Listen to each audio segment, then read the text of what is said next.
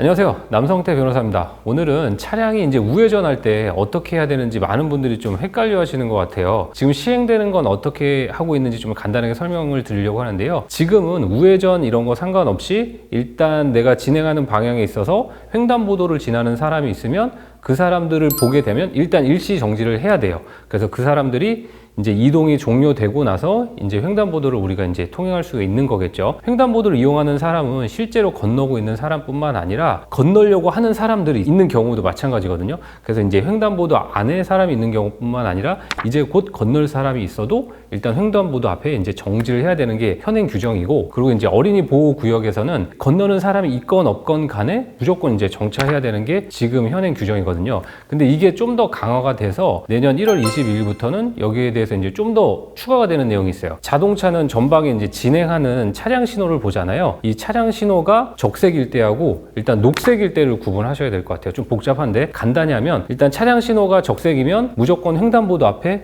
멈춰 서야 되는 거예요. 그래서 사람이 지나가건 안 지나가건 무조건 적색 신호일 때는 횡단보도 앞에서 일단 일시 정지. 그러니까 일시 정지라는 건 바퀴가 완전히 멈춰야 되는 거죠. 우회전하면 우리가 보통 이제 보행자 신호가 보통 보이실 거예요. 근데 이 보행자 신호는 말 그대로 보행자들이 횡단보도를 건너도 되는지 안 되는지를 지시하는 거라서 운전자는 이거에 따를 필요는 없거든요. 그래서 이때는 횡단보도 내에 보행자가 있는지, 그리고 건너려는 사람이 있는지를 기준으로 생각하셔야 되는 거예요. 그래서 진행 방향의 신호가 적색 신호다라고 하면 일단 멈추고, 완전히 바퀴를 멈추고, 그 다음에 사람이 없다거나 하면 이제 진행을 하시겠죠. 그리고 우회전하는 횡단보도에 보행자 신호가 중요한 게 아니고 진행하려는 사람이 있느냐 없느냐에 따라서 판단을 하시면 되는 거예요. 그래서 여기서 핵심은 뭐냐면, 진행 방향의 신호가 적색이면 무조건 멈춰야 된다는 거, 이거 기억하셔야 될 것 같아요. 진행 방향 신호가 초록불인 경우, 녹색등인 경우 있잖아요. 이때는 이제 일단 멈추는 그런 규정은 없어요. 그러니까 진행은 할 수가 있는 거죠.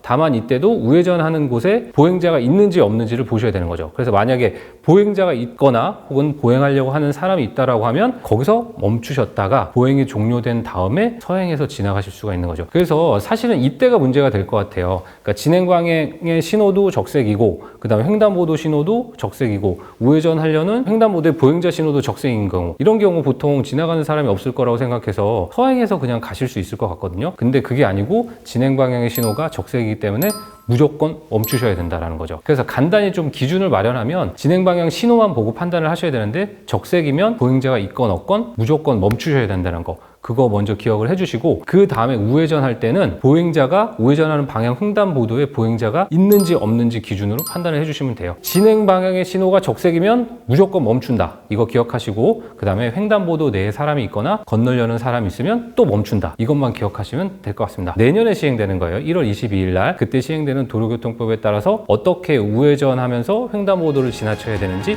설명드렸습니다. 이상 남성태 변호사였습니다.